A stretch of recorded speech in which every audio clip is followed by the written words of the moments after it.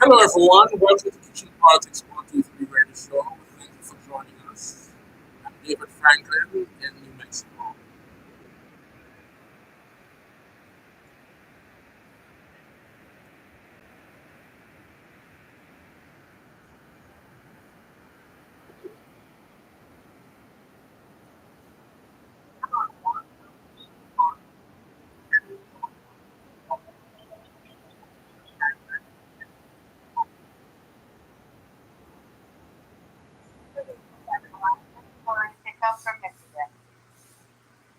Okay, we're going to have a great show tonight and everything. We're talking about billionaires and oligarchs versus the rest of us. Has the time come to eat the super wealthy? Money talks and bullshit walks. But does being born into wealth or acquiring it over an extended period of time through hard work change who a person really is? Money is like alcohol and certain illicit hard. Okay, I get enough feedback. What the hell? Okay, so it gives some people a sense of invincibility, is building more wealth through whatever means a good thing in the long run. Wealth equals access and great privilege for the few. It's empowering to be a shot call and influence as it gives unlimited power to do things, good and bad. That can be life changing to the world. The real question is, does wealth bring real happiness and fulfillment? How do you personally view wealthy people? Are they, for the most part, villains, or you know, do they have a positive influence on changing the world that we live in for a better? So, if you're to acquire wealth overnight, would it change you and who you are? How would it change you? And we don't despise wealthy people on the show. What we do cringe at is their excesses and grandiose behavior, their greed and lack of compassion, their sense of entitlement, and a lack of empathy. How much more will ever be enough? Thanks for joining the broadcast tonight. Call in tonight at 515-605-9802. Say your first name and where you're calling in from.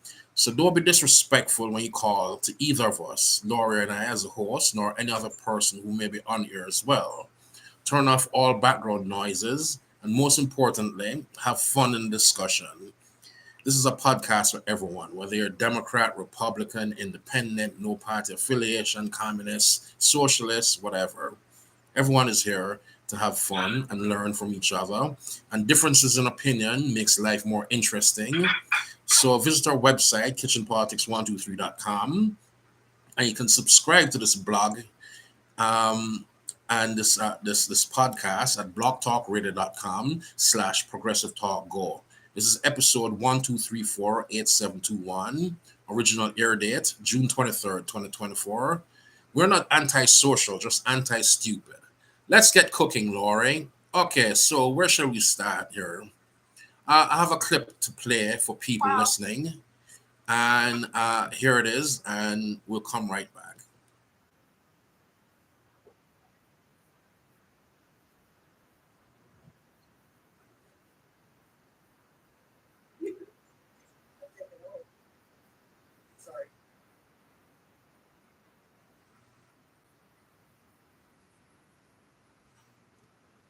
Yeah, so there you have it, Laurie.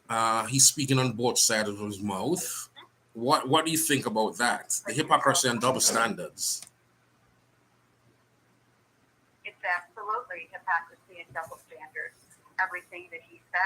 Mm-hmm.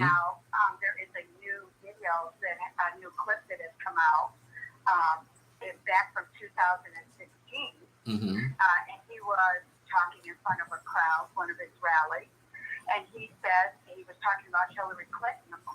Mm-hmm.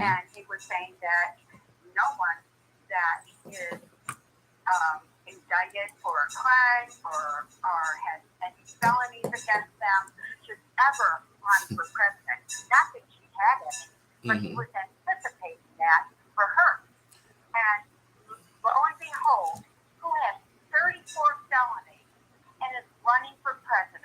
the Mm-hmm. exact person that said Hillary Clinton was was a criminal and she should not be running for president. Mm-hmm. That is Mm-hmm. how ridiculous this man is. He's Yes. such a liar. Mm-hmm. Mm-hmm. Yes. So look That's. for the clip. It just came out today. Mm-hmm. It was just replayed today. Yes, and that little clip that I played is also, what he was saying at that rally, where if any person is indicted, then it would cause a constitutional crisis. But no, he is. This is what happening to him: 34 indictments, and Yeah, shamelessly, he is. yeah. He has no shame, just classless. That's what he is.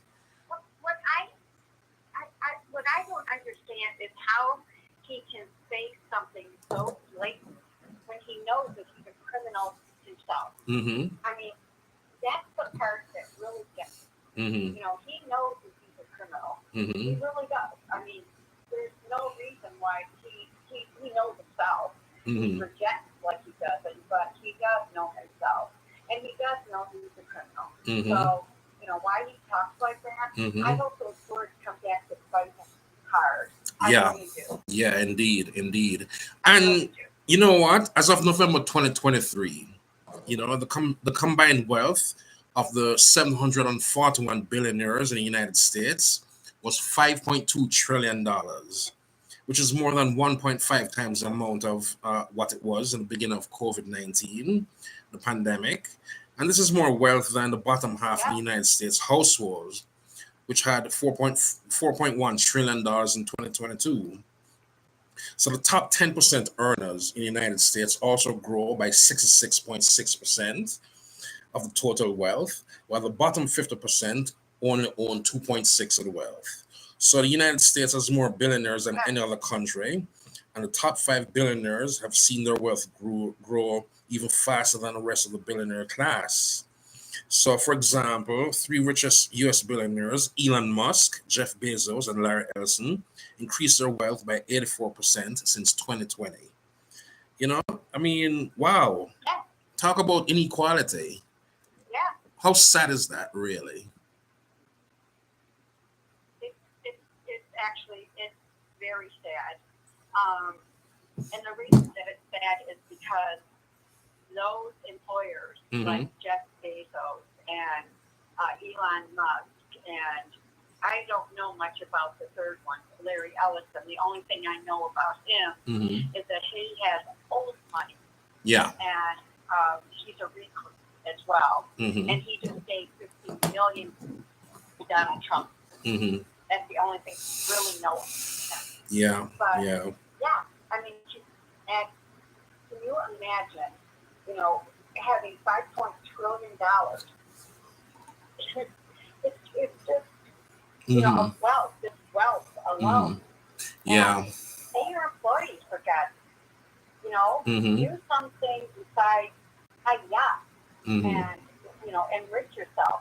Extra homes that you're never going to probably ever see. You'll go to maybe once a year or something. Right. It's ridiculous. Yes, man. Okay, so before we jump into the whole show today, the post reach for the past week is nearly 4,000, and people are speaking about it and sharing our posts and everything on the Kitchen Politics page across social media is 3,444 with 4 new likes. So we're grateful for the people out there who has been contributing to the upliftment of kitchen politics and spreading the word. And also, I want to show the viewers on YouTube that we're having merchandise coming out in the next 2 to 3 weeks' time. Here in my hand, you have the coffee mug, and it has a Republican elephant, and it says, "I was middle class, now I'm upper poor. Geez, thanks, Republican. Hashtag Kitchen Politics 123." And the T-shirt that I'm wearing says the same thing. Hopefully, this is a good shot. So the merchandise section will be open in 2 to 3 weeks. Just putting all everything, all the ducks in a row. So we want to go out there full blast because this is election season. We need Democrats up and down the ballot, whether it's a federal election, a statewide election, or a local election. Democrats have to win in all seats, because democracy is at stake, and we don't want Trump and his Republican henchmen and henchwomen to go in there and cause any more riot and destruction like they did from January 6th and other things. They have been instigating violence and planting the seeds of seeds of what no. They're saying that, oh, if they lose in 2024, that means Democrats stole it and they were cheated and robbed. That's what they did in 2020, and he did it again in 2016 before that. So he knows that the American people is tired of his shit, basically, and they don't want any more. He's been indicted 34 times, more trials coming up after the election. So, God's willing, he won't win the election. That would be tragedy, not only for America, but for the rest of the world, because the rest of the world hate Donald Trump, basically. So we want to hear from everybody today, no matter what your party affiliation is. We'd love hearing from people far and wide of all ages. And yeah, here's a shot of the shirt again. Yes. So call in, don't be shy. Call in and, say what's on your mind. But today we're talking about oligarchs and, versus the rest of us. We read that piece about how, 741 billionaires have increased their wealth. And nothing wrong with wealth. It's just what you do with the money. And giving $50 million to Donald Trump is not helping the situation, because we all know Trump is a dotard. He's retarded. He can't put two sentences together. He's incoherent. He shits his diapers. He's just not the person to be president of the United States. He's not worthy for the office. So again, the number, when you call in, the number is 515-605-9802. Say your first name, where you're calling in from, and we'd love to hear from everybody. And we'll have a caller here from Florida. Hello, welcome to the show. What's cooking? Good evening, David and Lori. How are you guys all tonight? Oh, good. Can't complain. Doing well. Mm-hmm. Awesome. What's going on with you, girl? Actually, a rotten day dealing with him, but it's cool tonight. Mm-hmm. I'm good. Oh, that's good. You know how that is, Lori. Yes, I do. Mm-hmm. Unfortunately, I do. Yes. We'll talk more about that another time. Mm-hmm. Yes, I know. Mm-hmm. So, what I wanted to say is today, before we start talking more about the billionaires and all of that in the podcast, the first debate is going to be on 9 p.m. Eastern Standard Time. CNN is going to have the debate, and already planting little seeds. Like today, he said, and I don't know where he was, Pennsylvania somewhere. I don't know. He was saying that he was asking the crowd, should I be nice to Joe Biden? Should I be nice to him, or should I be mean and rotten to him? I mean, what kind of a presidential person, someone that's trying to run for president, I'm trying to say, what the hell is he saying? I mean, he doesn't have any knowledge. I can't wait for Thursday, because when they cut off his mic, he won't be able to, taunt President Biden. And I truly believe he does not know any of the policies of what's happening in the country, what's happening, with the middle class, what's happening with our infrastructure. He probably knows nothing about any of that. So it's just going to be, it's going to be fun to watch him, question, so to speak. So you can't answer a question, Yeah. coherently. Yes, So yes. if the American people this Thursday do not see the contrast between the two, I will say that I basically give up. Because the contrast is there. We've seen it, and Thursday it'll be shown. I kind of do. I'm 50-50 on it. Yeah, knowing him, I guess his bone spurs will have a problem that night, because as we all know, he claims he has a bone spur problem. So maybe, he didn't show up for Vietnam, he will show up for the debate. Because Joe Biden is 100 times better the man, and, a better human being, coherent, doesn't shit his pants, and is not a liar, unlike Donald Trump, who every other word out of his mouth is a lie. So he claimed that a record number of people show up at Temple University, and when you take a stock, none of that really happened. And people should take him at his face value. He's a liar, and cognitive tests that happen. It shouldn't be for him. It should should be for the people who vote for him. Basically, what are you thinking? When he was president for 4 years, there were over 30,000 lies he told on a daily basis over his presidency in the 4 years. So why would you listen to such a lying scumbag like Donald Trump? Really? Are you that, do you have that low enough self-esteem, to like figure things out for yourself? Compared him to Joe Biden, Biden is a much better person. He has done the infrastructure bill, CHIPS Act, a whole host of things. What did Donald Trump do during his 4 years? Many people died from COVID. He didn't. He didn't. He wasn't. He wasn't good. Handling the COVID situation. So I mean, it's just dreadful. He is a manipulator. He is a so-called womanizer, and a womanizer don't have to pay for sex, but yet still, Stormy Daniels, he paid her $30. McDougal, Karen McDougal, the former Playboy playmate, he paid money to, and then his friends at the National Enquirer killed the story.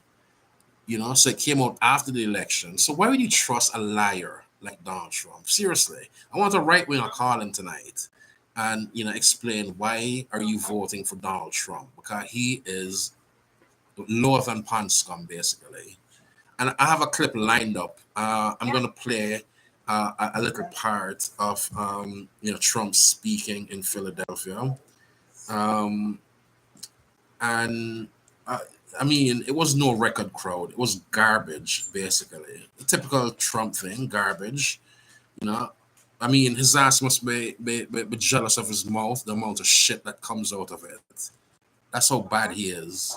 You know. Yes. So I'm trying to cue this thing up and everything. So bear with me. And imagine if Trump wins in 2024.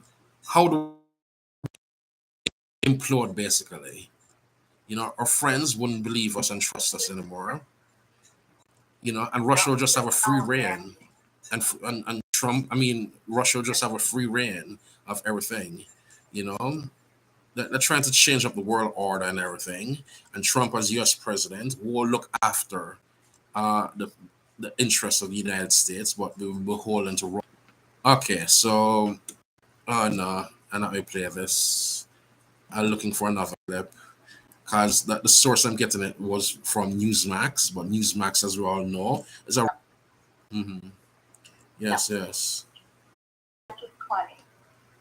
That 5 billion people have become poor in a decade of division.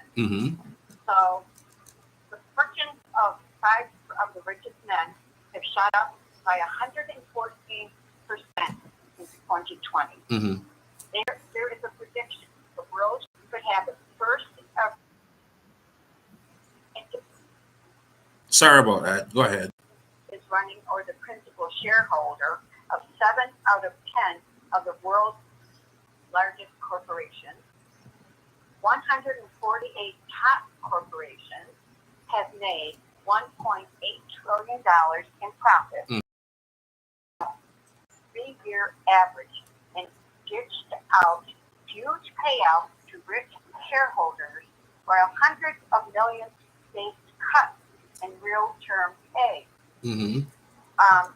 There is a need for new era of public action, including public services, corporate regulation, breaking up monopolies, and enacting permanent wealth and excess profit taxes.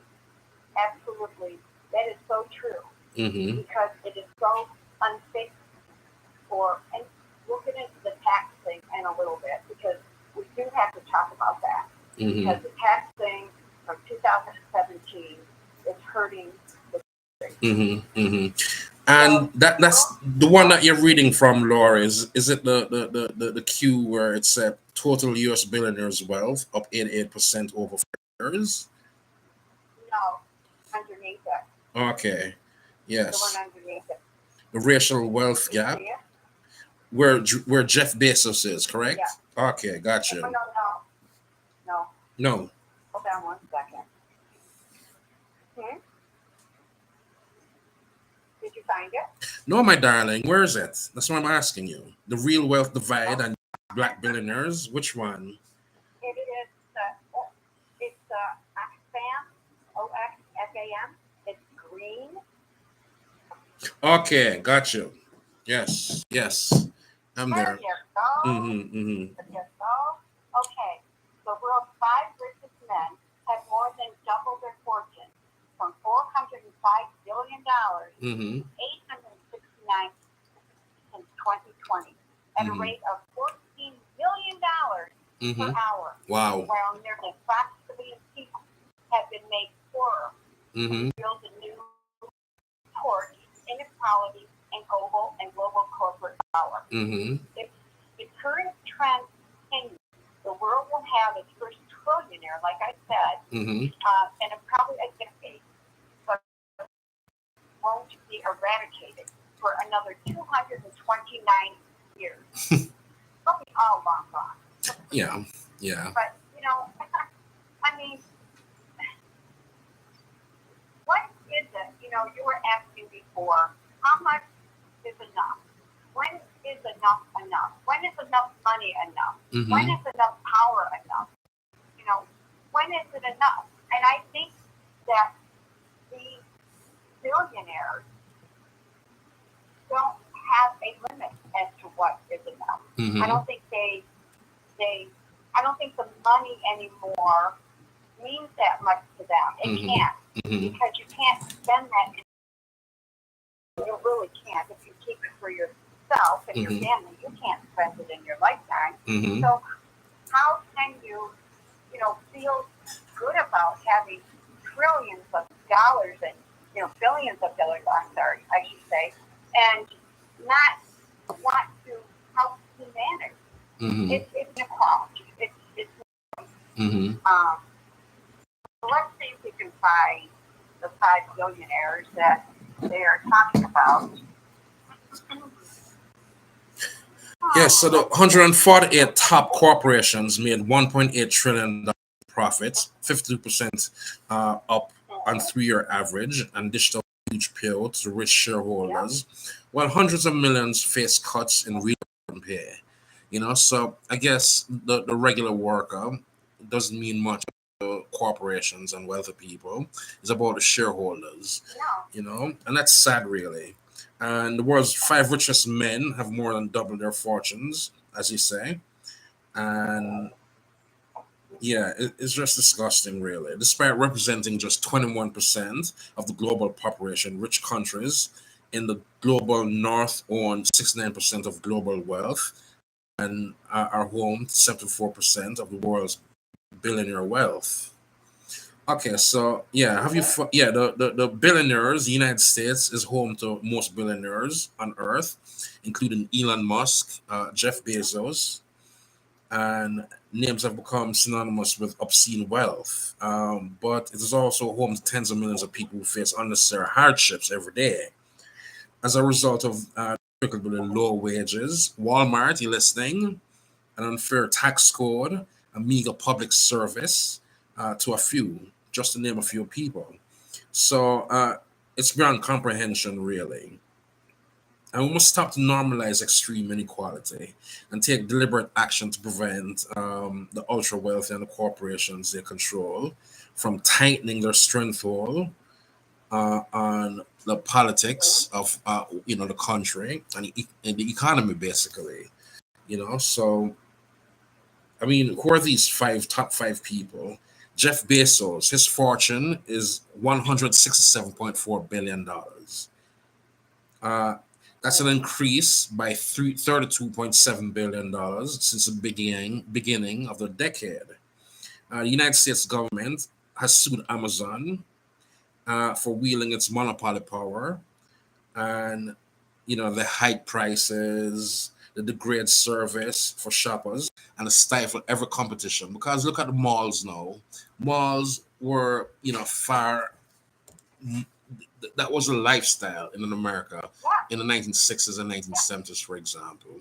A family could go out, eat, walk around the mall, shop, whatever. But because of Amazon, they're killing the competition basically, and malls across America are closing. You know, I mean, how sad is that? I think, yeah, I think Amazon is basically a monopoly. Mm-hmm. I do. I truly believe that. You don't talk to anyone that does not order from Amazon. Mm-hmm. The first thing you're talking about something and you say, oh, where's it at Amazon?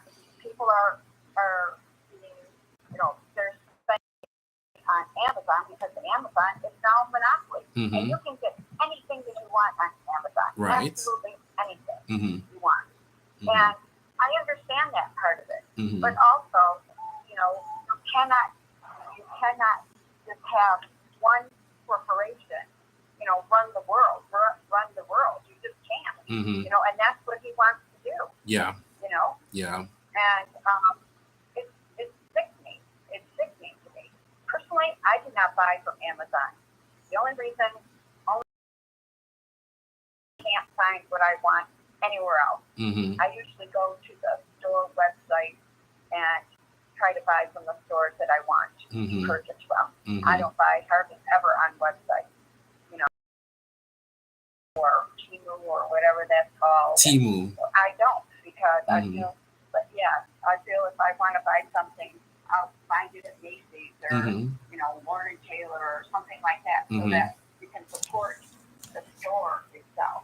Mm-hmm. Mm-hmm. Yeah. And that's the way of the world right now. Yes, it it's the way of is. the world. Mm-hmm. And I'm not sure that I like it. I'll be honest. Mm-hmm. So Mm-hmm. I'm not sure of that. Yeah. So yeah, the top five people that worth billions of dollars. You're gonna say who it is? Mm-hmm. No, I'm asking you. You're gonna. I'm sorry. Yeah, here is a list. That's right. Let me see here. Here you go, the fourth one, David. They Mm-hmm. list them there. Mm-hmm. Oh, the real-time billionaires, correct? So, yeah. Okay, Yeah. there you go. And the fourth one. Mm-hmm. Mm-hmm. Yeah. The Forbes So magazine, we not have just people. Elon Musk. Mm-hmm. Yeah, we have Elon Musk. I don't know if we need to go through. Well, there's only 10. So, Well, yeah, there's the Forbes 500, but we'll read through the top 10. that's all we're doing. Yes. So Elon Musk, his net worth is 213 billion plus. Mm-hmm. Jeff Bezos, 206 billion plus. Bernard Arnault and family, I'm not familiar. 194 billion and plus. Mm-hmm. Mark Zuckerberg, 173 billion and plus. That Larry Ellison is 1.72 billion and plus. Larry Page, he's Google, 148 billion. Sergey Brin from Google as well is 141 billion. Warren Buffett is Berkshire Hathaway, 134 billion. Bill Gates, Microsoft, 133 billion. And Steve Ballmer from Microsoft is also 131 billion dollars. That's their net worth. Yeah. So I think these people can, and I do know that some of them do give to different charities. I know they do. But with that kind of wealth, you could actually build a city, a small city with some affordable homes. And I mean affordable homes. And we know that it can be done. With some affordable homes, they don't have to be big. They can be 900 square feet, not even. They can be 600 square feet. Look in New York, they pay thousands of dollars to live in those little apartments. And some are 300-400 square feet, and they do fine in there. Yeah. So they could do something like that. It could help people to afford to live. Well, listen, on that list, I know that Berkshire Hathaway guy, he gives up money to charities, different charities. Microsoft guy, he does the same thing. And you're asking who the Bernard Arnault is. He's a chairman and CEO of Moet, Moet Champagne and Hennessy, the drink, Hennessy, and Louis Vuitton bags. Yeah, he controls all that. So that's where his billions coming from. And $194.2 billion. I mean, this sort of money, he can pay off the debts of third world countries. That's how rich these people are. But what to do is invest in real estate. We're seeing a lot of them buying real estate to build bunkers. Why is that? Do they know something that we don't know? Is World War III coming and they want to hide? Or is it that, when push comes to shove and shit hit the fan and people get fed up of low wages and slave wages and slave labor, that they will revolt and come after them? What's the deal, billionaires? So... he Arnold has an empire of 75 fashion and cosmetic brands, including Louis Vuitton and Sephora. The American jewelry Tiffany Company, he bought in 2021 for $15.8 billion. And that's the biggest, luxury brand in the world. And he acquired it.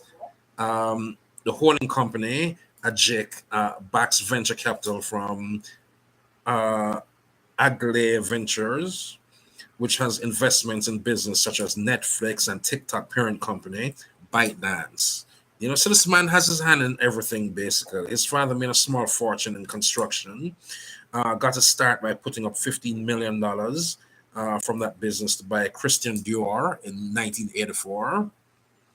So this man is ridiculously wealthy. He is the type of guy who could use $100 bill and light a cigar with and think nothing of, because money just keep dropping. He owns, but what is a man like him doing? Does he pay his workers properly? Give to charity. That's the whole thing. So we need to look at that. And look at Jeff Bezos, for example. He owns a $500 million yacht, luxury yacht. And again, it's his money, can do any damn thing he wants, but why would anybody have a $500 million yacht? That's just insane. Because they can. That's why.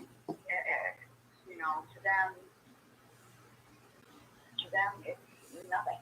When you own that kind of money, right? You have that kind of wealth. It means nothing.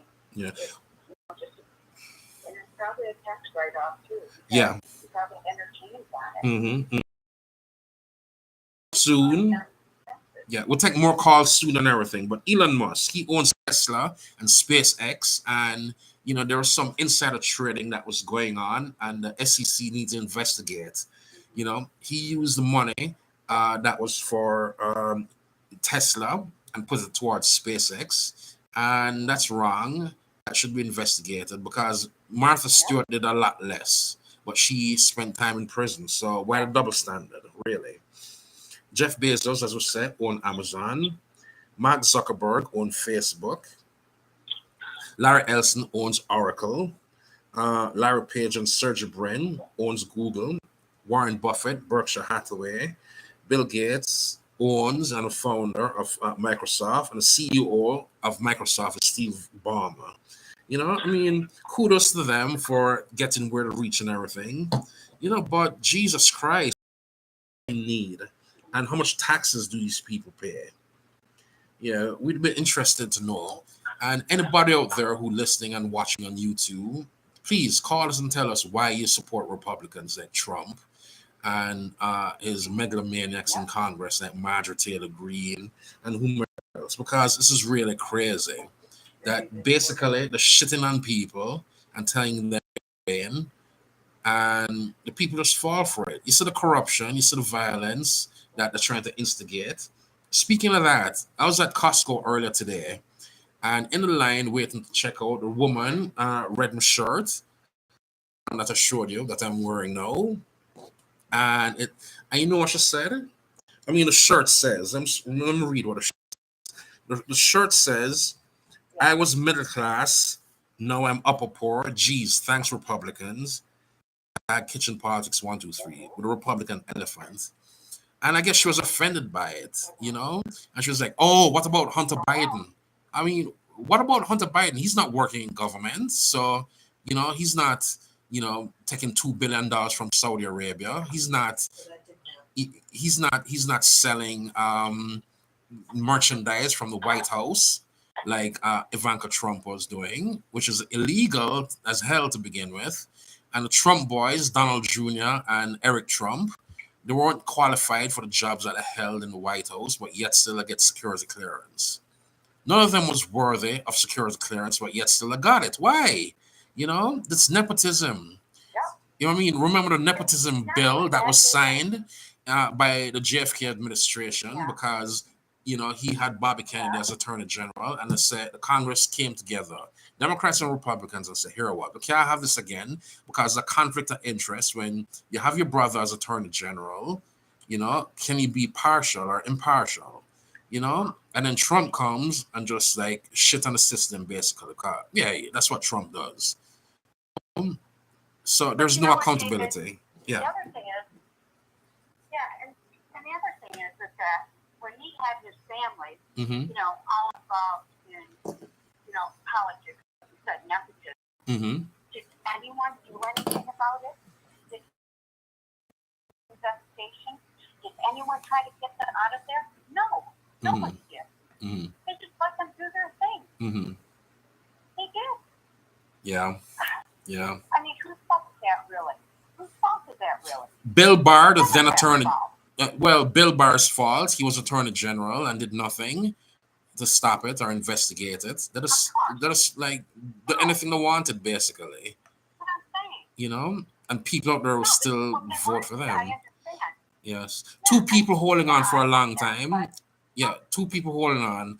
Let's get, yes. 515-605-9802 is the number to call. Hello, caller. Welcome to the show. What's cooking?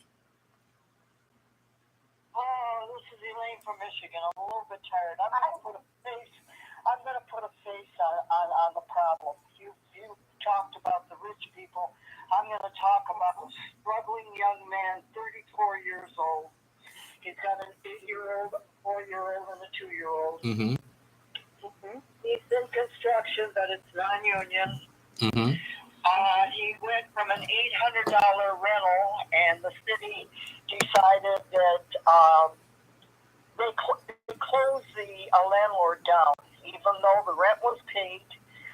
The people were satisfied with the house. They found nothing wrong with it. But city politics with this landlord, I guess. City of Lord, Michigan, and they had to look for a house. They ended up finding a house. Now, gentleman, this young man is doing some work for me. He is between a rock and a hard place. She's got these babies at home. They still have doctor bills from the baby was born premature, 7 months. Right. He has no insurance. It's a non-union construction company.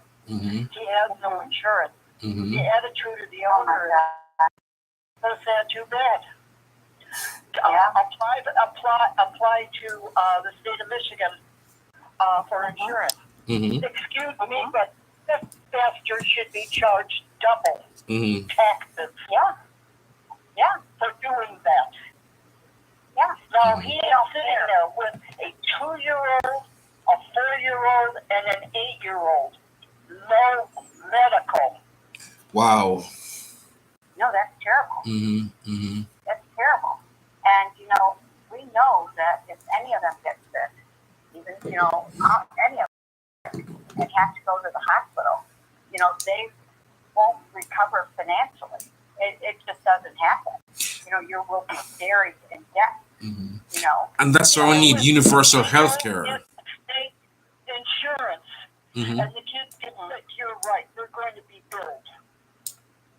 Mm-hmm. Yeah, and buried. Mm-hmm. In billing, in bills. They will be buried. One broken bone on a little kid who climbs a tree, as an example, is probably in the thousands of dollars, and they're having trouble meeting all their payments now. Mm-hmm. Now, the gal goes to a food pantry. She's, I can't feed my family on the crap that's in the food pantry. The food pantry's trying. Mm-hmm. But, you always hear this. Poor people are fat. Therefore, they must be eating good. Mm-hmm. It's not trained like that. She said, what does she get? Bread, cakes, cookies, stale, all stale, pasta. Right.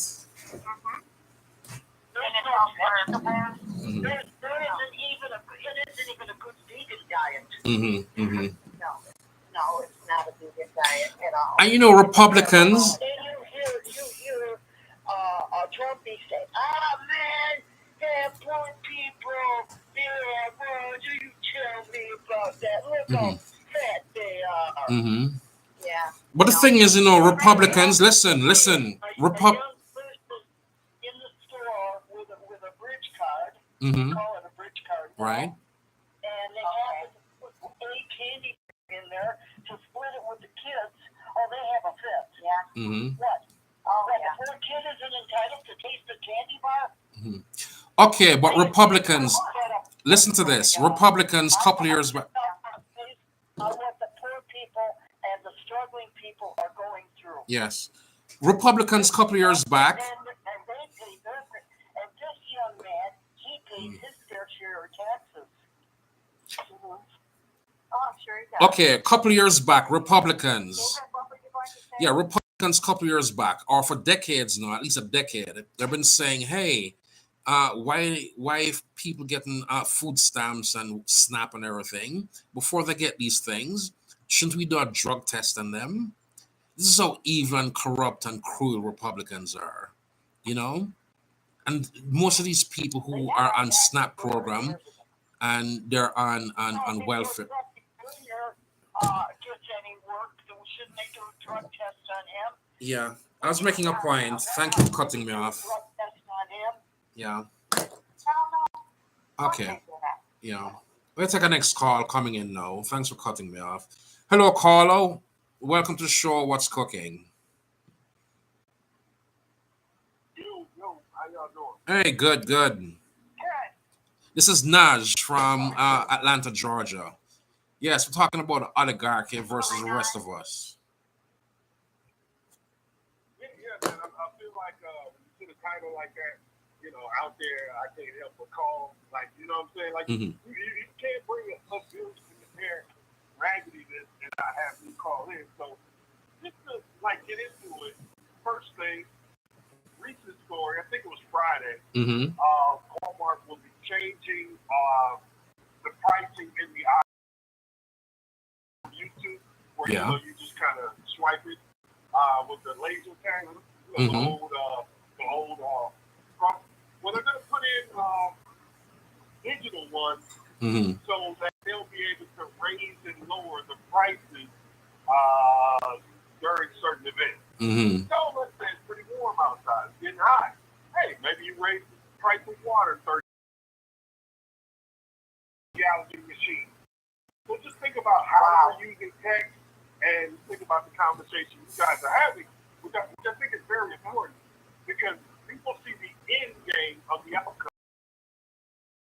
And then you're like, okay, well, just Google search his name and also government subsidies. And you realize this dude's gotten over $500 million in government subsidies, not only from Tesla being so-called green, but just great.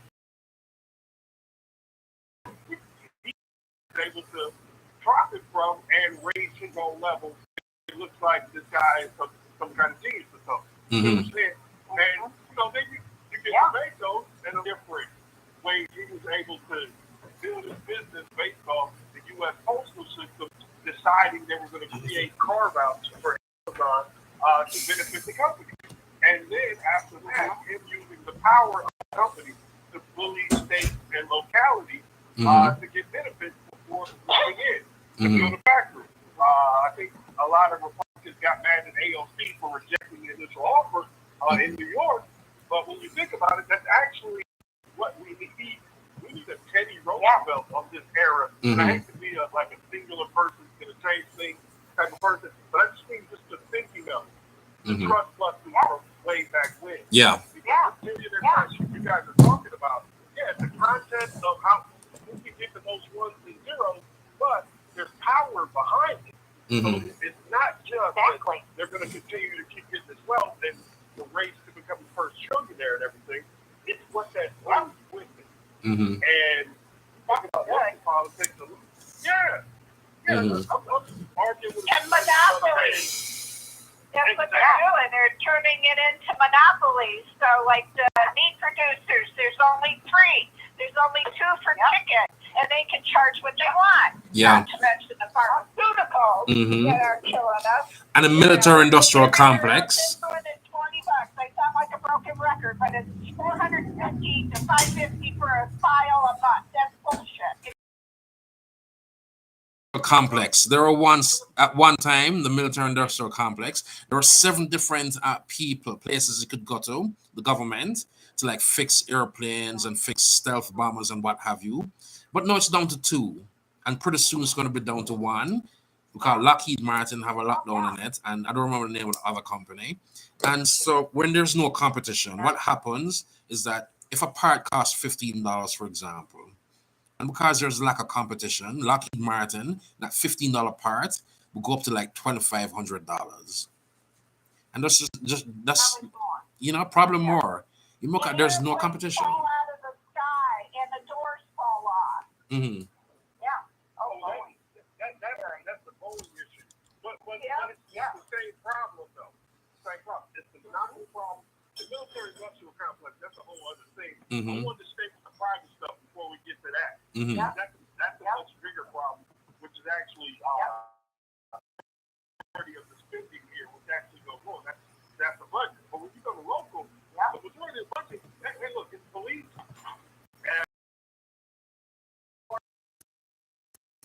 And that's pretty much the budget. Like, that's how we're moving in this day and age. But to go to her previous point, when she talked about the monopoly part, you got to think about raising the barrier of entry for small business to be involved so they can compete on that level where you can get into the business. And then, therefore, after that, they got the monopoly. They can afford the lobbyists. They can afford to put pressure on local government. And we get the problem that we got. The old robber barons, the old Carnegie, whoever you want to name, rolling in their grave. They're like, man, if I'd have been alive in this era, I really could have made more. Like the inequality that we're seeing right now. Right on. They're not at all. Right. You know, Trump, give them a tax break. Back small manufacturing plant, they had to pay 33% off of profits. Those guys now, they would shit bricks if they had to pay that much. Mm-hmm. And this was a small company, you know? And then they took off they put a ceiling on who pays into Social Security and Medicare. You know, it's like $250,000. Anybody making more than that doesn't pay into that. How does that pay for the rest of us? And there's fewer, our kids are making less money than we did, and they're not going to pay in as much. Yeah, absolutely.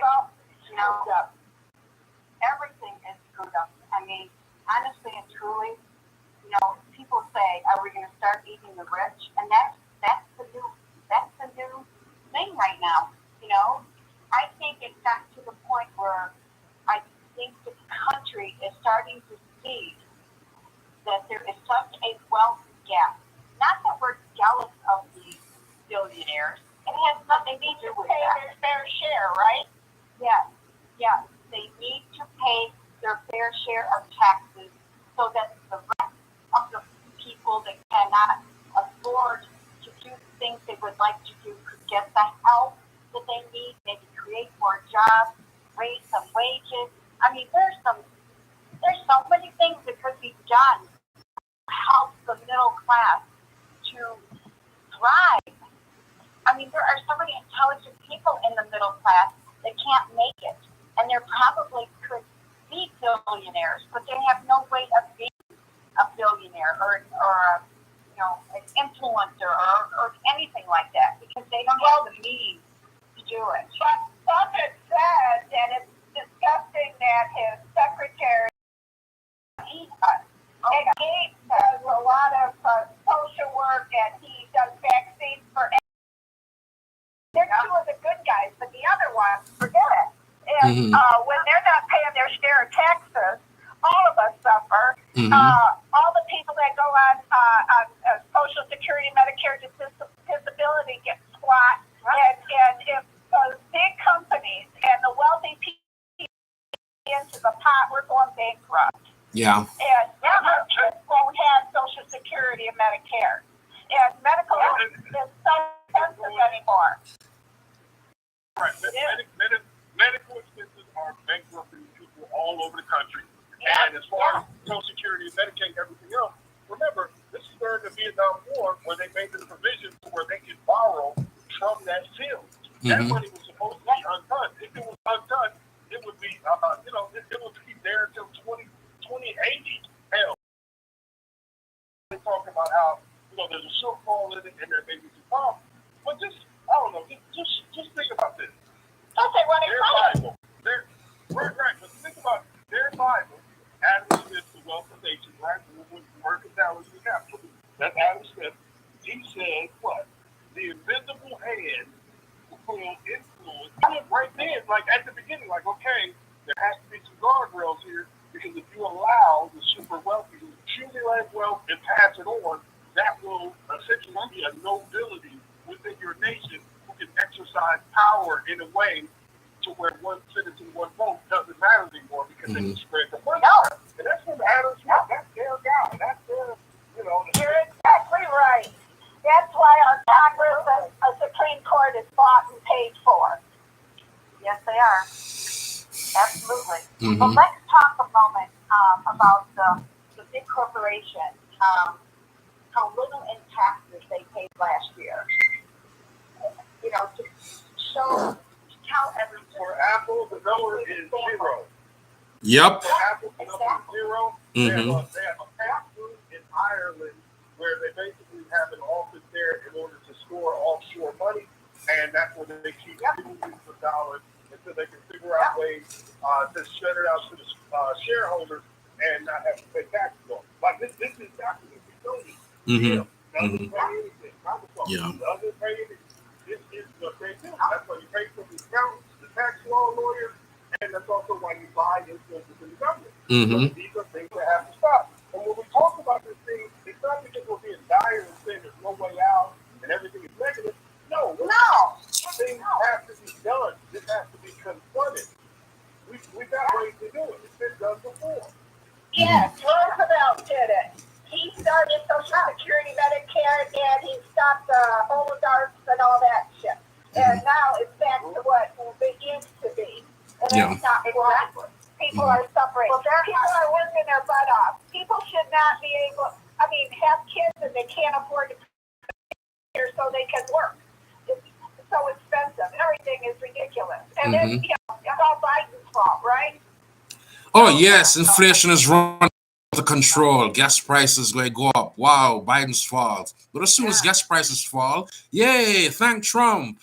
Get your heads examined, people. Yeah. You need cognitive tests, man. Donald Trump is not the person you think he is. So this new data revealed 5 huge firms: General Electric, General Motors, Tesla, and T-Mobile. They paid super low rates or even got refunds despite millions, making billions in profits. Got refunds. Think about that, people. How much refund did you get? How much refund? Really? Give me a break. Mm-hmm. To apply for an acceptance refund is astounding. But like when you think about these things, and you say, okay, we know one way we can stop this. Get rid of Citizens United. The idea that money is rich and that corporations are essentially like that thinking has to go out the window. That's the old relic. Yeah. They got to get rid of the Supreme Court for that one. They're the ones that put it in there. Yeah. And as you talked about the young folks who are going to have trouble just dealing with this new economy and everything else. Yeah. Certain time you have to ask yourself this simple question: if China, India, and Russia and the other nations are bringing the best of the best and supplying them with the things they need, while we are essentially setting up a nobility system where the children of the wealthy are walking into these nepotism spots and positions, how are you actually going to compete in the global order going forward? We've gotten so used to just, America is just going to be number one, that we are really missing the boat on what's being done. China's created more solar capacity than the rest of the world in the past 4 years. Yeah. And what are we doing? Yeah. We're still arguing with whether climate change exists. Yeah. And while we're all melting this summer, while we're all melting in the heat, we just had a 90 to 100 degree week here, which we normally don't have this time of year here in Michigan. And floods and tornadoes and all that stuff on top of it. And the fires out west in New Mexico. That's not climate change, right? It's all across the country. And not only that, how can the Republican Party, how can, Trump say, he's basically begging these billionaires to, make these huge donations to his so-called campaign, which is going to go in his pocket. We already know that. Yeah. And he's basically being bought by them. You're going to count them.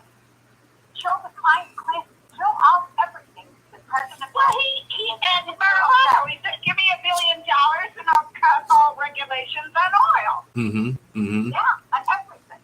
Not oil. Everything. Okay, so ladies. For the oil guys that were there. Yes, Right. But it shows you some of these economists don't actually read history. The thinking is, well, this guy, he's raggedy, he's not very smart, but he's corrupt and he's for sale, so if we buy him, we'll get beneficial. Problem is, as we've seen throughout history, when you try to buy off an authoritarian, the moment he gets power, all of it, he doesn't respect you, and it doesn't go well for that class. Exactly. That's a nice pay. Who you would expect more from, because they consider themselves so much smarter than the rest of us. They come in with an idea like Uber, well, we'll get rid of all the safety regulations and everything else that a taxi has to pay for, and we'll get rid of that and put you with a regular driver and cut the cost. And how many times can you do this thing where you call it, you're obstructing the market, you're changing the market by getting rid of things that normally people have to pay for? At the end of the day, you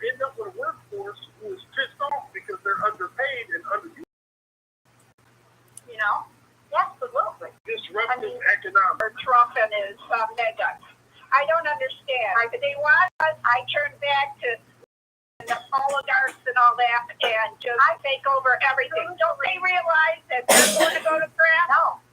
That they're going to have no social security and jobs and everything. Don't they realize that? No, I don't think they do. I really believe that they don't, either that or they don't understand, or they think that, oh no, he's just goofing around. He's always talking about that. Brainwashed? I don't know. Yeah.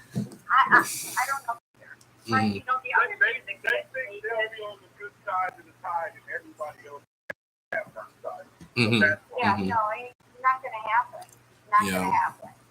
All right, but the thing is, Lori and everybody, the 5 huge firms, General Electric, General Motors, Meta, who runs Facebook, Tesla, and T-Mobile, they together, the 5 companies, earn over $70 billion in profits, yet paid an effective average tax rate of just 6.9%. Even as several of them provide wealth to shareholders with stock buyback. Say that again? 6.9% is nothing. Exactly. A middle class person pays double that almost. Think about that. 39% for the average. Yeah. So the statutory corporate tax rate. The statutory corporate tax rate is 21% in the recent year, and a typical American family pays 13.6% in taxes. So the massive American corporations are rolling in dough, but contributing very little of it back to the society that helps make their success possible. The shares of federal revenue from corporate taxes has been declining for years. Eisenhower had it up to 90% at one point. That's how we got infrastructure to begin with. And Reagan came in 1980, and they're paying a mere 25% at a time. And every president, since Reagan, especially Republicans, it's just getting lower and lower and lower. And so the confrontation I had with that Republican Trumper, who roughly, I guesstimating she's like at least 80 years old. She read my shirt and took offense to it. And my wife was saying, "Hey, what about what were you saying again?" With that lady who confronted you. I just walked off basically because there's no sense in speaking to a Trumper or any Republican because their hit back is like, "Oh, Democrats, they're communists. You guys communists. Read the Communist Manifesto and Yeah. So basically the wife said, "Hey, read Project 2025. That is, a blueprint of what Republicans and Trump plan to do if and when Donald Trump comes back to office." And that is a playbook right out of 1984, basically, authoritarian rule, where one person is in charge of the government. And there's this interview going around. It was on MSNBC over the weekend, where they interviewed one of the architects for Project 2025, and it was just dreadful what he spoke about. They want to interview everybody. They want to interview everybody who worked for the federal government. Yeah, the Heritage Foundation, 50 other think tanks. Yes, so they interviewed this guy who's one of the architects for Project 5, and he was saying, "Hey, we interview everybody who work in the civil service. We're going to indoctrinate them to say, hey, this is how we think, this is what we're going to do. And if you're a Democrat, you're fired." Is that even legal? That's crazy. That's madness. Well, they're also going to get rid of the Constitution. You know that. The Constitution will be null and void. That's another plan. Because they want to turn us into a Christian nationalism. Nation. Really? I don't think. Yeah, where he said you can get an abortion a month after you deliver. How does that work? Yeah. I know. They were so stupid. They will say, I heard Trump say to people who work for tips, waitresses and waiters, he said he's going to remove the income tax on their revenue. Now, you imagine, if we just talk about football out, they're not paying their fair share. You imagine imagine Yeah. how much you would decimate American progress to just remove the whole group, man and woman power and everything else. That's a plan to destroy your own economy. Yeah. And, oh, geez, I'm going to vote for him. I won't have to pay taxes. Well, the GOP tax law made the situation worse by slashing the corporate tax rate by 3/5 and failing to close loopholes that let big firms shift profits and shift jobs offshore when big corporations dodge their fair share of taxes. Mm-hmm. We did families pay more, vital public services are cut, or the deficit explodes. And guess what's happening in this country? The deficit is because of these corporations.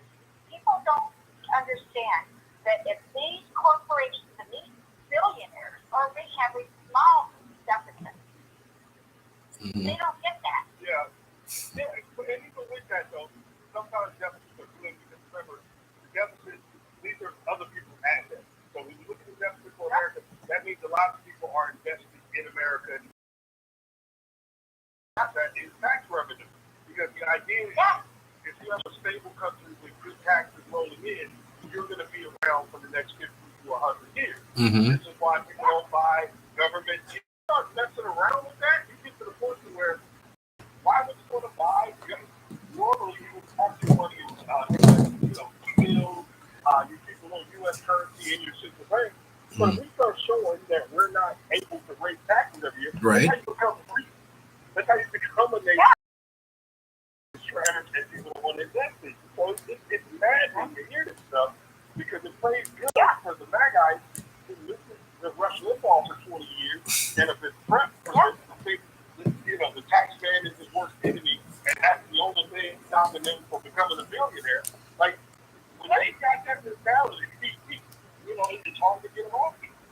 Don't you think that stock buyback should be regulated, or they shouldn't just? Oh, definitely. Oh, hell yeah. Definitely.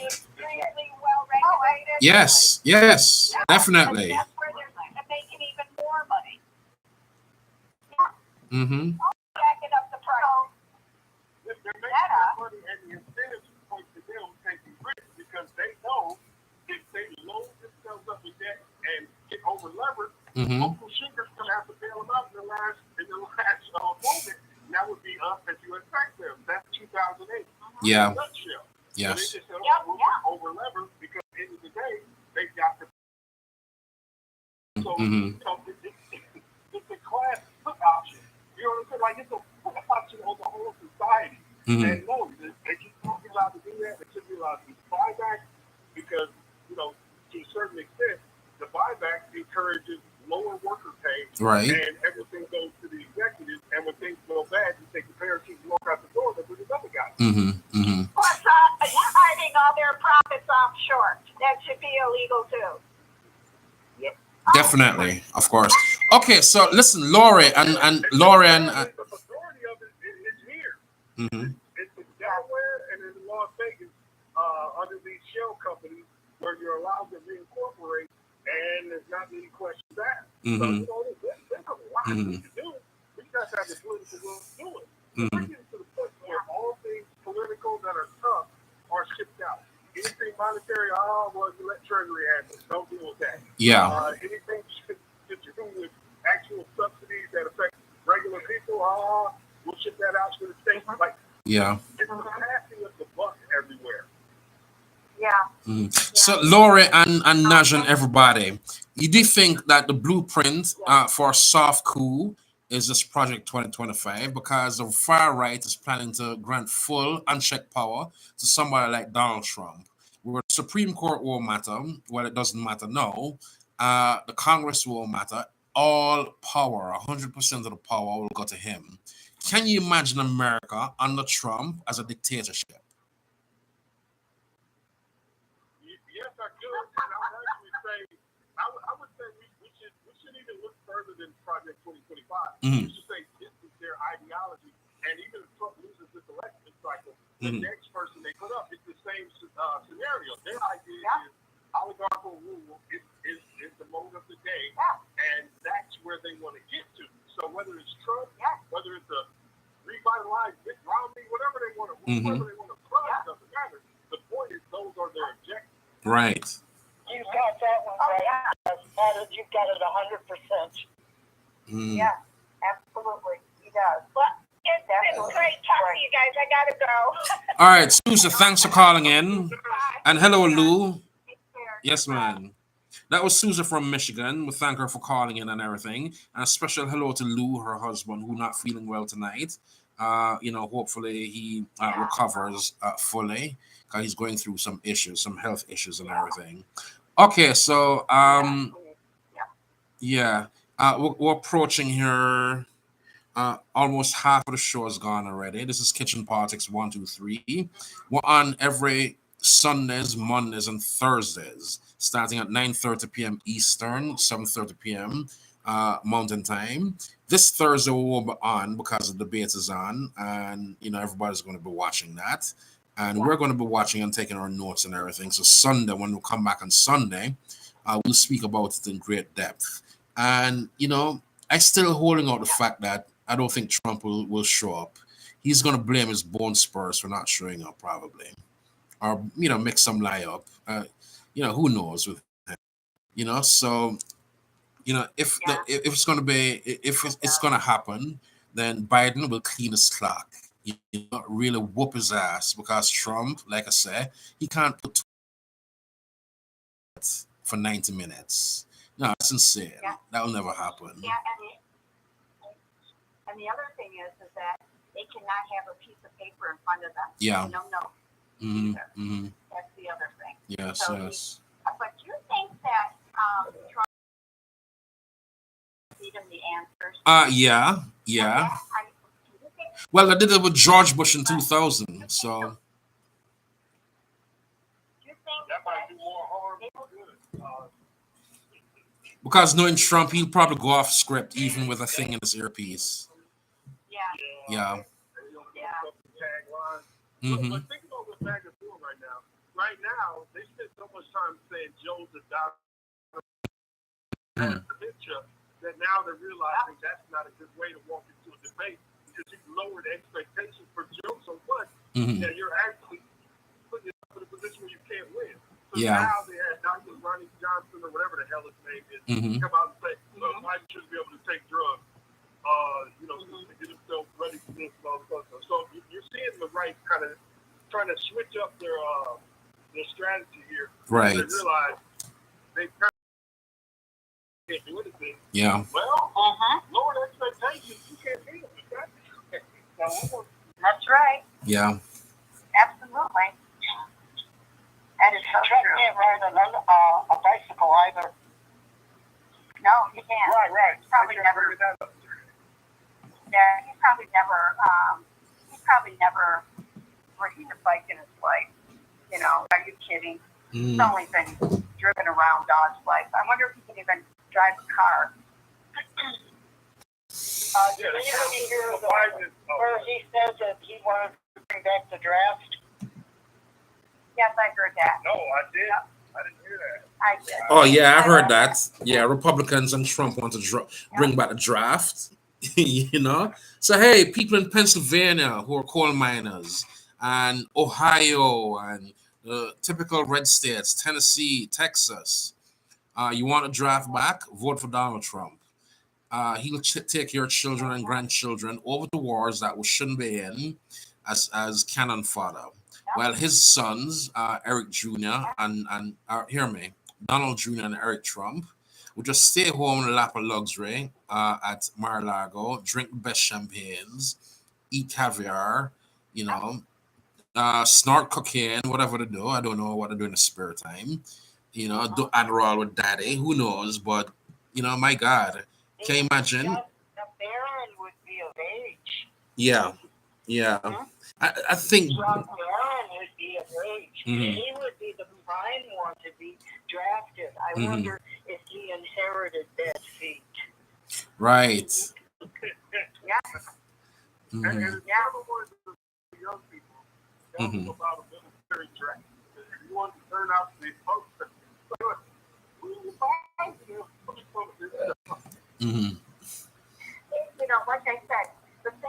out of his mouth is just unbelievable. I don't even know if he comprehends.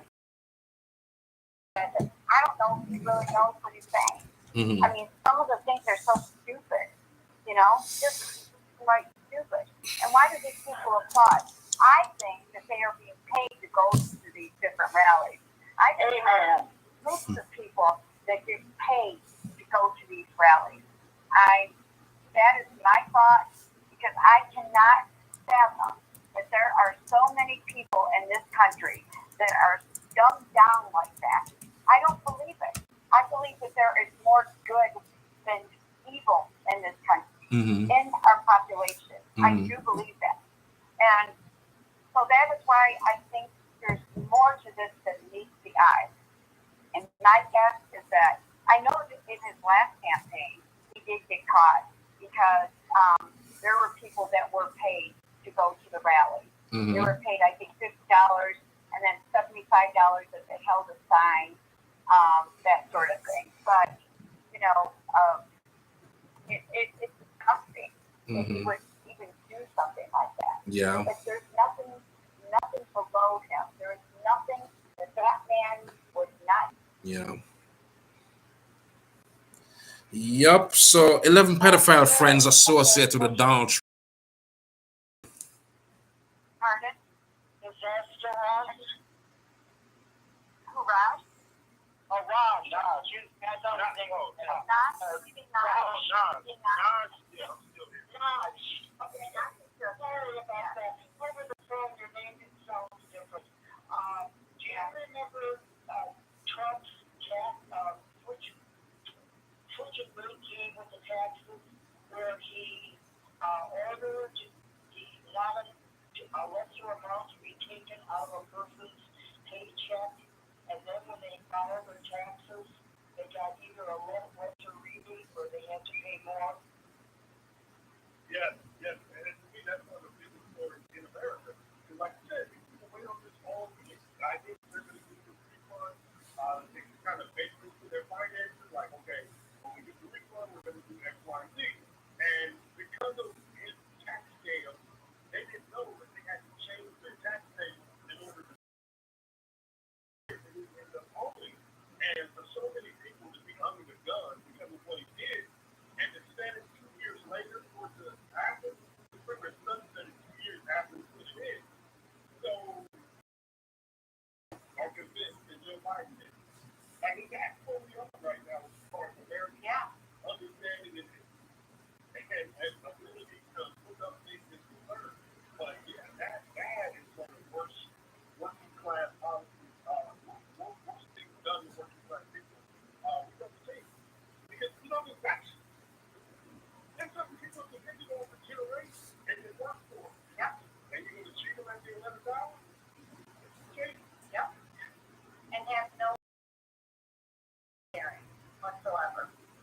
Who cares? It's mine. I recall that every year to know what I was talking about. To hear that for them to take on less money, then you would have to, contact your employer or whoever and tell them to take out the thing. Most people don't pay attention to that, and they took out less money. Yeah. And boom. Now you get hit with a bill instead of just using that, that refund where you're going to buy it with Bitcoin or y'all was going to get a car or whatever y'all paying for with that money. Yeah. People work. Now, and think about it. When he was in office, his supporters, in their mind, they thought, oh, we're getting more money because of Trump. No, it's your money. They're just taking out less, and because of that, you got to pay the price at the end of the year.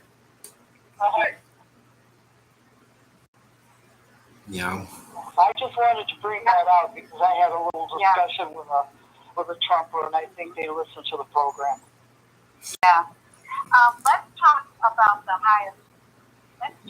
highest paid CEOs in this country, and what they make, and let's see, do we think that they're worth that kind of money? I've always wondered about that.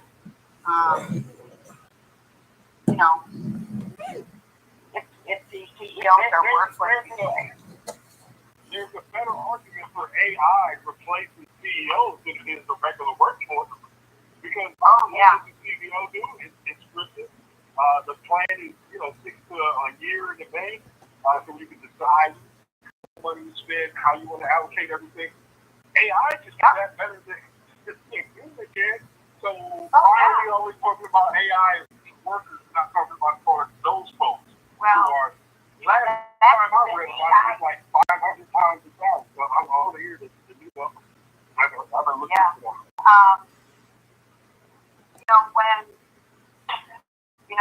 AI, we'll talk about this at another broadcast, but I truly believe it needs to be regulated now. Absolutely, right now. We're behind the ball already with AI, and this is my opinion. AI. Yeah, artificial intelligence. And I think it can be very dangerous in the future. We can talk about that another time. So I think I have a couple minutes on it, Lori, and let me explain why. When Biden was overseas, this was just a couple weeks ago, AI, the clips of course, they're taking the president going to all these countries, and they AI, they artificially intelligence a lot of things that didn't even exist. Yeah. They superimposed Biden doing wacky, crazy things. Yeah, like walking. When he was in Italy, the parachuters, came down, and that was their way of their military. That's their military, basically. And when they landed, he turned around and he wanted to walk. He started to rain because he was going to talk to them. What he wanted to do. The one that landed not far from him, the prime minister, went and grabbed him. So from that, it made him look like he was wandering away, which he was not. He was going to have a conversation with the parachuters that landed near them. Mm-hmm. So, the whole thing was video, except when they got to AIing it, it looked like he was being grabbed because he was wandering away. Yeah, so the thing was, it was completely videoed. But they somehow got a hold of the videos and started playing they them. do. They can cut into it, and they can do whatever. I don't know how the technology works, of course, but they can change anything. There's all kinds of things that are going on with AI right now. Because think about what goes through the right ecosystem as far as the video. It takes 3 or 4 days for some fake video to go through their ecosystem. And as far as they're concerned, that's the truth. The correction comes through, you can throw up the video and fake. See that first day. And because of that, you got a huge gap between what's reality and what's right now. And if you're an older, how are you supposed to discern that? Somebody making a video. It's hard. It's not easy. So it isn't easy. It's hard. It's really hard to tell. It truly is hard to tell. And he was up front, and they made it look like he's trying to sit on a chair there. That was not true. He wasn't trying to do that. He was trying to shake the hand of the man that was sitting. He had turned around, and then everyone just sat down, and then he sat down. But they made it look like he was going to sit, there that wasn't there, which is ridiculous, And then first we haven't done that in our lifetime. Yeah. I sat down where I thought a chair was, and sat very squarely on the ground. It happens to all of us. But of course, they have to do that to Joe to make something of something out of nothing. Yeah, I think so too. Even if that was true, it's getting to be appalling. Yes, it is appalling. But it wasn't true. I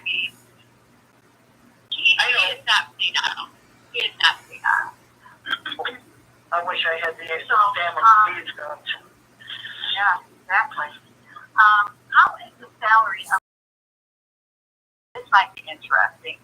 The CEO is responsible for multiple tasks in a company, such as setting the company's vision and goals, develops and implements strategies to achieve these goals, and oversees day-to-day operations of the company.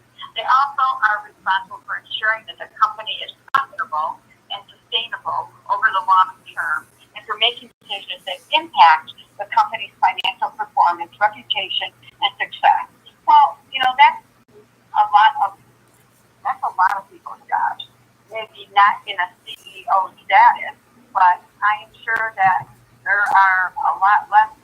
I mean, not a CEO, maybe a manager or something like that is responsible for that, maybe on a smaller scale. So here are the 10 highest paid CEOs. Number one is, of course, Elon Musk, about $23.5 billion per year. Tim Cook from Apple is $770 million per year. Sundar Pichai from Alphabet Inc., which I'm not familiar with, is approximately $280 million per year. Yeah, Alphabet Inc. is Google, basically. Pardon? Yes, Google is Alphabet Inc. Oh, okay. Oh, okay. Oh, I see. Okay, I didn't know that. So, Jason, go ahead. Number 4. No, man, go ahead. I'll just listen. Okay. Okay. Jensen Hong, NVIDIA, $560 million per year. He's the founder of this company called NVIDIA. Oh, it's a software company. The next one is Reed Hastings from Netflix, $453 million per year. He's the CEO and the founder of the streaming giant. Leonard Schaefer, Regeneron Pharmaceuticals, approximately $452 million per year. Mark Benioff, Salesforce, approximately $439 million per year. He founded the company Salesforce in 1999, and it is the co-CEO now. Satya Nadella from Microsoft, approximately $309 million per year. Robert A. Kotick, Activision Blizzard, is approximately $296. The name of the company is Broadcom, approximately $288 million per year. So those are pretty good jobs, and if they can afford to pay CEOs that kind of money, I think they can also afford to pay their employees good wages and with good benefits. That's what I think. Well, as far as I can figure out, that is a very flowery explanation of their jobs. Their main job is this: to make money for the company at all costs, whether it's labor, whether it's cheating on the product, whether it's making sure that get to the Congress and the House to there's no taxes. That's a very flowery explanation of what they're a bean counter. They're a bean counter to bring in stuff. That's all their job is. They don't oversee crap. No, I agree. Absolutely. And they fire people when they don't, the person right underneath them, if they don't produce, when they have that board meeting, they're out. I mean, they're under pressure all the time. So we know how it works. We're not dumb. So, but that is how it works. And it's bad. It really is bad. And if anybody wants to look into the insurance situation, collection, I need to say no. So, Jerry Hirsch of the Los Angeles Times, this is Elon, Los Angeles Times, in this story. Elon Musk, Roy's empire, by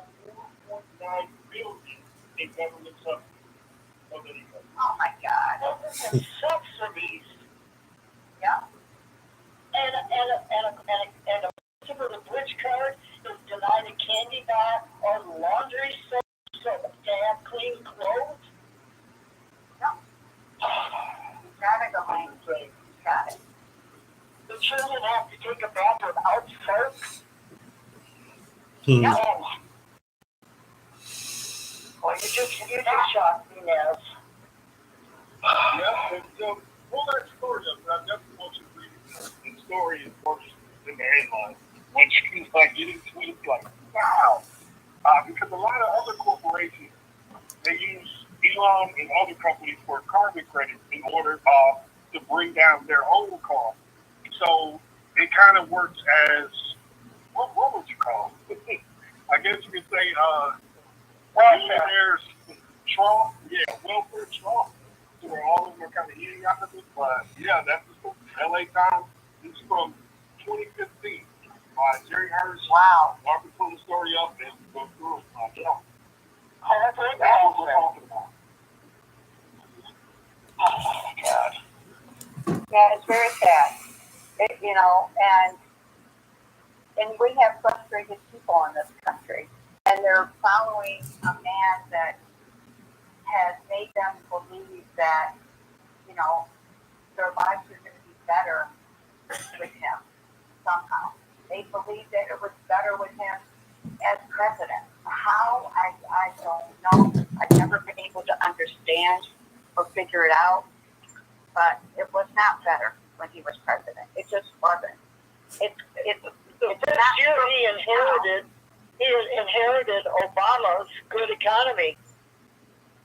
And then from that point on, he set out to destroy it, and he's done a good job. Millie, come here. absolutely. Just saying, like Bush did with Clinton's economy. I'm Yeah. sorry. Kathy? No, I was just saying that the same thing happened with the surplus and everything. Clinton left George W. Oh, And yeah. how long did it take W to... Yeah, a year. It took a year for George W. Bush to really mess the economy up. He inherited, he inherited, a surplus of $240 billion. And within a year after September 11th, the whole thing went to hell. And Republicans are not good administrators. They don't know how to govern. They talk a good game, but when you break it down and analyze it, they're for corporations. Trump alone put or give touch to the wealthiest people, $7 billion.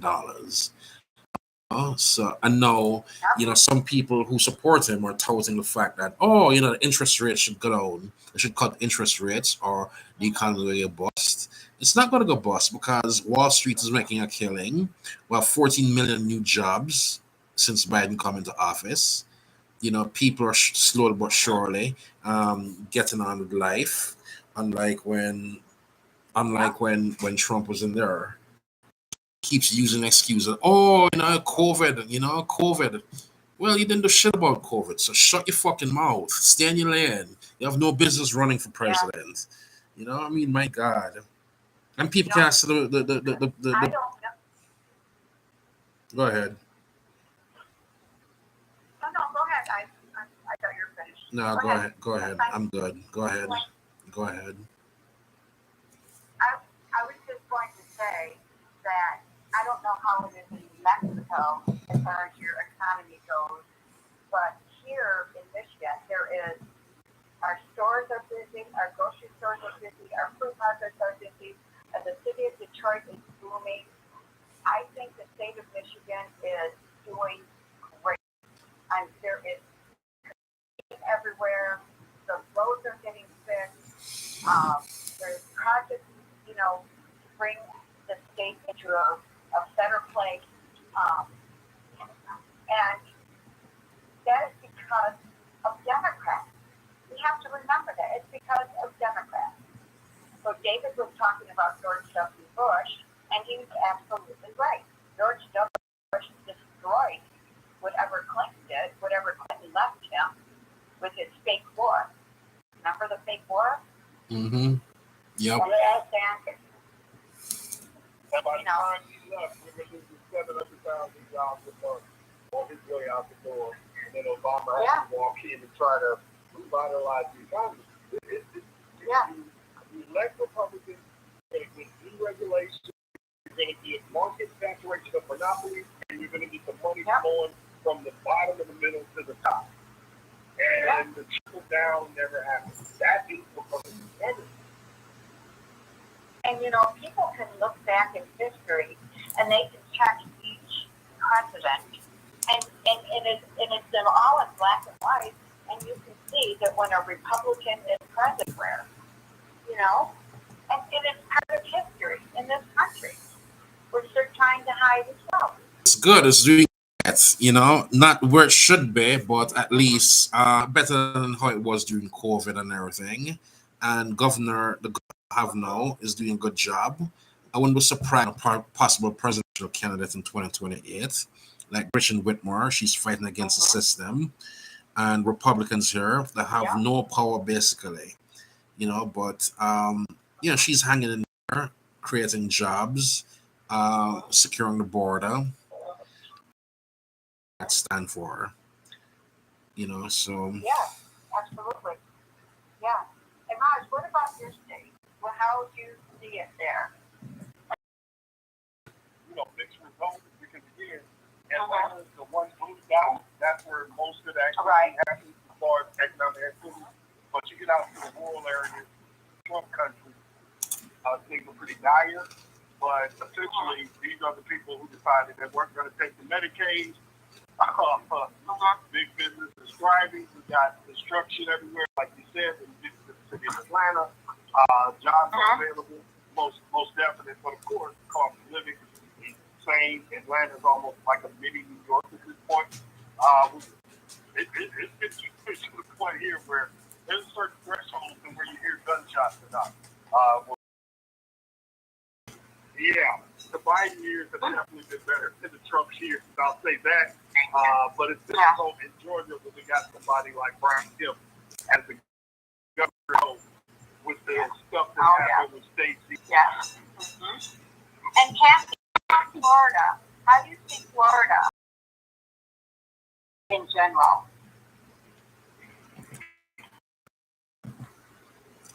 Yeah, I think Kathy left. No, here. Oh, you're here. Okay. I just stepped off because I'm amazing. Oh, okay. God bless you. So, in Florida, the economy there, do you see good results, or because of the Satan, everything yet? I don't know how. I just ran into a woman a couple days ago that worked at McDonald's with me, and she told me the same thing that I'm having problems with. I can't get my W-2s from last year to file my taxes. You're kidding me. No, I had to file a 6-month extension. Oh, gee. The employer himself says, well, that's the payroll company. Here's a password. Unfortunately, I've been given now 5 passwords over 2 years, still locked out of the payroll company. I haven't even been able to review my paychecks.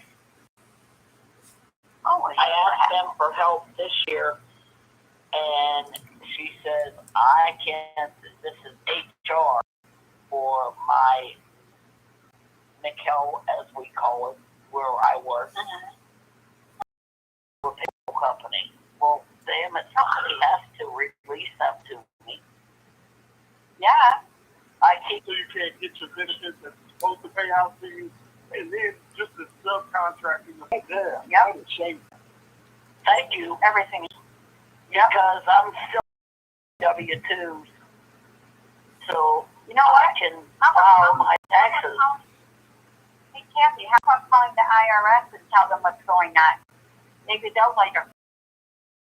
It looks like that's what I'm going to have to do because the same employee told me that she's been locked out of her account as well. Cannot get her W-2s either. Had to file for an extension. And she's still employed there. 5 years by herself. But she knows nothing. You have to talk to Melissa. So you talk to Melissa and she tells you, just use the password I gave you. I don't have time for this. Huh? Yeah. Oh, yeah. Yeah, I think your next call, in my opinion. Yeah. Thank you. Because I'm at my wit's end right now, but that's a start for me, Lori. Thank you. Yeah, no, that's who I would call.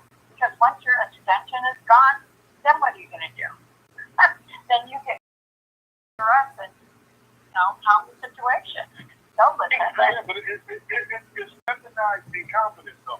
Because the longer it takes for her to file, and they've done this to multiple employees, think about what that does to their bottom line, where they're not even, their stuff is not even on the books yet. And then the 12 hours thing, which is just like, we don't want to let you go because then you do the 12 hours we're offering you this. Yep. Exactly right. Mm-hmm. Thank you. This man has 31 stores. The biggest store that he has that I know of, and this first week, $91,000 Mm-hmm. in 1 week. Wow. Okay. Off the interstate 75 coming down through Florida. Can you imagine? That was in February. Mm-hmm. During summer season, what this man makes. Yeah, and he's got 30-some McDonald's. Yeah, but the more crazy. Mm-hmm. he has to, how do you say it, adhere to your hours got cut. Yeah. It's just corporate greed. When it gets Is it simply $15 an hour next year, right? how many hours employees are going to get? It's just simple greed. I'm sorry that you're going through all this. IRS will set them straight. Doris calling in from Flint, Michigan. Hello, Doris. Welcome to the show. What's cooking? Hi. I got on about 10:40 because I was helping a turmoil friend of mine. Anyway, a couple things that were mentioned, two things, and I wanted to comment now on them. One of them was an example of what Trump was doing. When Biden went and stood on a picket line, which no president before had ever done, Trump went to a closed, union hall, closed, Right. and had white people come, and was and was saying that he was with workers, and these were not workers. That was one thing. Those kind of things should be exposed more, at least to the media. Right. Oh, this is what happened. Also, there's one I saw where Trump was walking out of a major building, and you see when he goes out, he turns to the right, he waves up like he's a crowd out there, but the camera keeps going and turns to the right too, and there's nobody there. Exactly. And, how desperate must this man be? The other thing, I did listen to the guy from the Heritage Foundation yesterday, and as I was listening, I noticed that he was very calm and soft-spoken. Right. And when he went through what he was doing, I was just stunned. And I thought to myself, it's like saying, here, I'm going to slit your throat. He's going to die. And he was all calm with all this horrible stuff he said. Like, the ad on the medicines, new medicines, and then at the end, a soft voice while you're running through the grass, it's telling you, this can happen to you. You can have a heart attack. You could die. In a soft, smooth voice, and that gave me chills. Yeah. So he was so contained. He's a bit like the Speaker of the House talks, all the stuff he says. But I was angry. I thought, why did MSC put this guy on? But when I was done, I was glad because all those three on the weekend, Simone Sanders and Michael Steele and everything, they kept their all the way through it. And when they got to the end, when Simone Sanders brought up healthcare abortion, he said abortion isn't healthcare. So he's like removing that topic from healthcare so that you don't have to pretend it's healthcare, even though I had an abortion, which is called a miscarriage. That was an abortion, spontaneous abortion. I didn't want that abortion. And other people who are, I wanted to have that child, but other people have problems happen that if you don't carry out an abortion, mama could die, and in one case, the twin that she was carrying could die.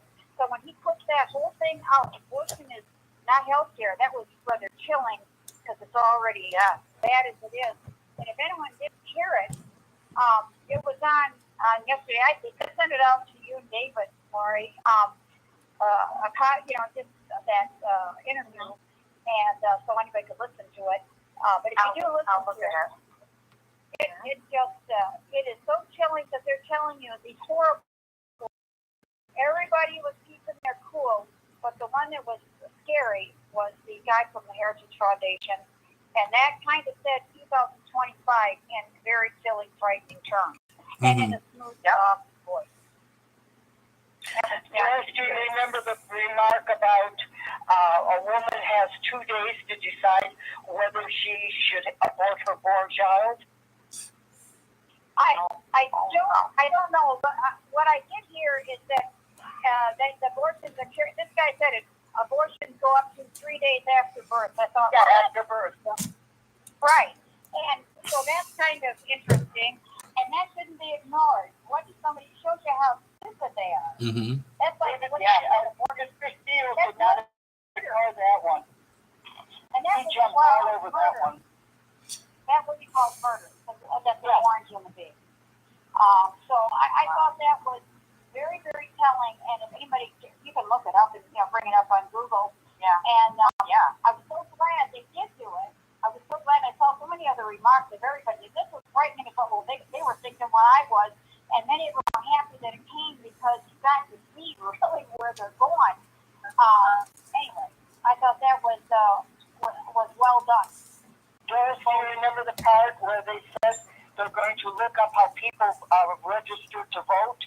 Yep. So in other words, if somebody has 20 years at a government job and they're registered as a Democrat, they are going to be let go. Oh yes, I heard what you said that because something about most of these people are Democrats, whatever, or voting Democrat, which is meaningless because career government officials basically do their job whoever's in there, and they're not exactly. They're all going to work one way, which that isn't true. But what he wants to do is to have that happen with their people. Yeah. Once there are people in those career jobs that are going to be loyal to Trump and that whole philosophy. Yeah. So anyway, one of the things, it's very easy to feel, what can I do? But I think if you really talk, I said something else about a woman who, I sent it out to you, who said how to deal with people that are for Trump, not arguing with them, but by saying, I understand how it is, but not it.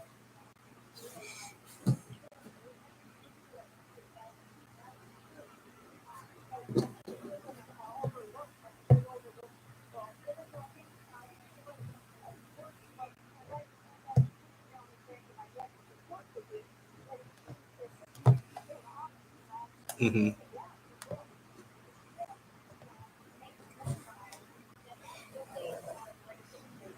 Mm-hmm. Embracing fascism is just fascism coming to America, you know?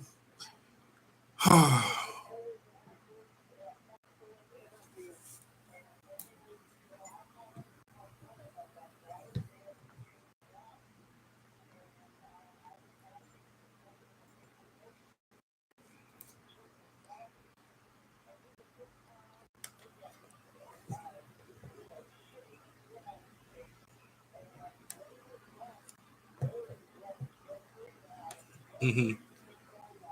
Mm-hmm. Yeah. Yeah. Mm-hmm. Yeah.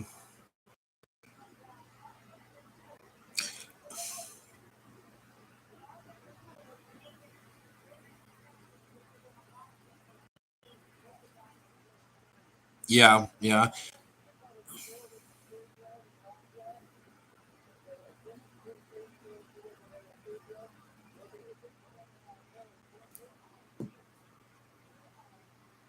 So her eyes were so angry. I can imagine. I don't know how people are cool and calm. I have no idea how to keep a cool and calm because, what the man is saying basically is that, hey, we're gonna come, we're gonna, basically fuck you up, America. Trump is gonna be, who, yeah, so, and the right wingers who support him saying, oh yes, we want that. Be careful what you wish for, okay? Because Donald Trump does not care about you. He said it in Nevada. He says, I don't really care about you, I just want your vote. Why the fuck would you vote for somebody who says that? Are you that dense? Seriously. I mean, my God. I can't remember the name of the guy that was talking for the Heritage Foundation, but he was very proud of the fact that they were going to eliminate the Department of Education. Yeah. Right. Oh, yeah. Yup. He said, we don't need it. They don't put enough religion in school.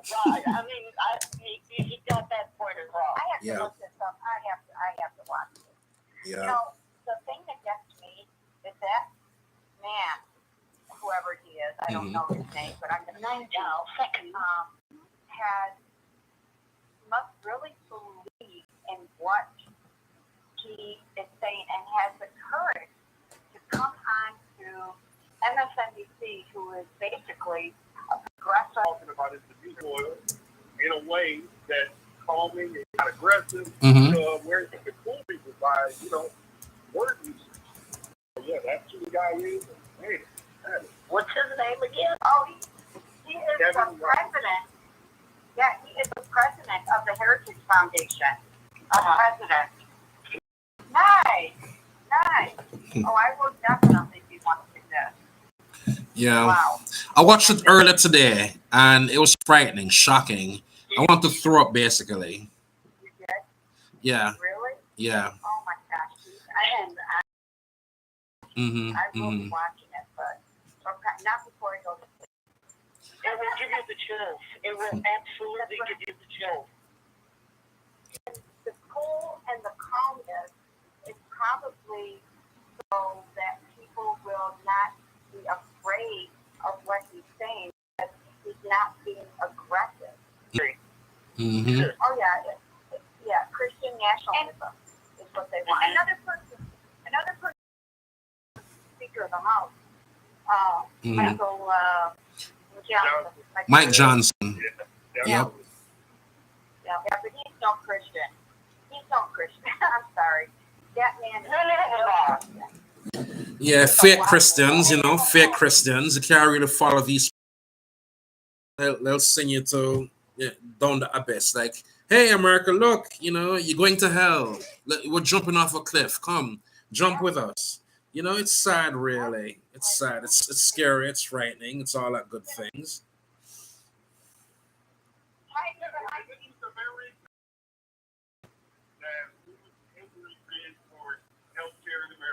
Trying to water it down, tax her, lobby money, commercials, everything else.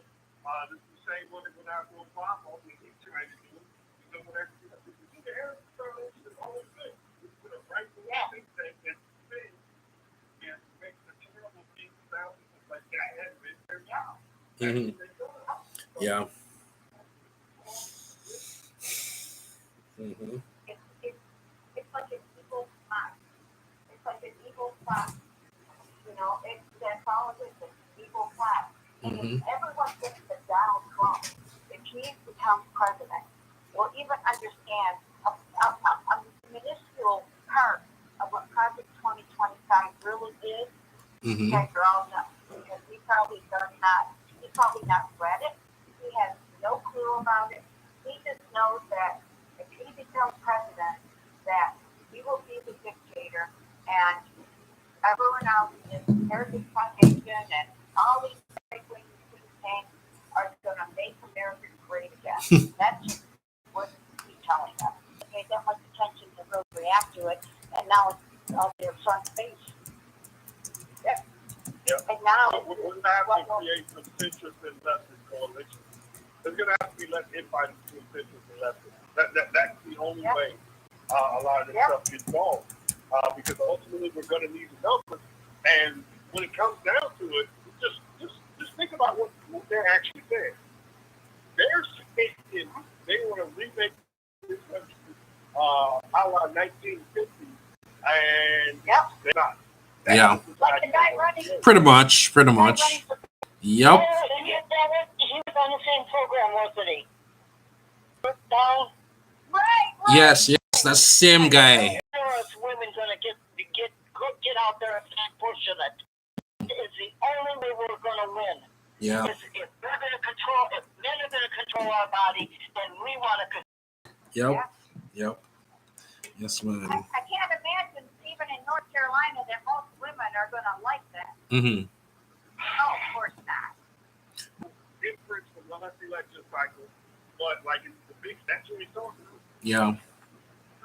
Do you think that women in those states, those sort of states, are going to allow men to take over their bodies and tell them that they cannot, when they can and cannot have a baby? Really? I mean, is that what red states? That's pretty much. Is that how we're going to vote? Mm-hmm. Yeah. They comments about keeping your skirts down and making them sound like they're prostitutes or something. I mean, the way it's very demeaning comment. Yeah. I have to run now and everything, but I'm going to play the Project 2025 Architect. He was on MSNBC. It's a bit lengthy, but hell, we've been overtime a lot of times before. I may not play the whole thing. Yeah. I know people get nightmares and what have you. Okay. So thank you, Naj. Thank you, Elaine. Thank you, Kathy. Thank you. Who else called? Doris and Susie. Yes. Yeah, man. So this is Thank top. you, everyone. Yes. It was a great show. Yes, it was. All right. So this is Kitchen Politics 123 for June 23rd, 2024. We will back again Sunday, not Thursday coming up. We're watching debates and make our notes. So Sunday we're ready to rock and roll again. Yeah. I'm David Franklin in New Mexico. Good night, Laurie. Good night, David. And this is Lori Pickup from Michigan. Everyone, let's keep calm, but we have to go through. There's no other choice in this election. Good night, all.